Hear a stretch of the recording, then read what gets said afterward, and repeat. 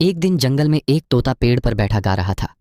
मैं हूं तोता सबसे न्यारा, बोलूं मीठा, रंग हूं प्यारा। नीचे एक बंदर बैठा था जो तोते की आवाज से परेशान हो गया। बंदर बोला, इतना गाते क्यों हो, थोड़ा शांति रखो।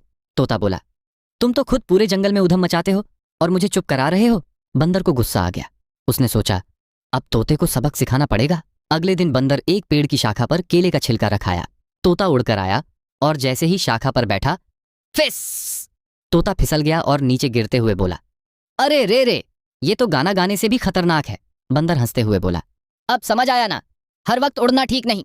पर लाइक और सब्सक्राइब नहीं किया।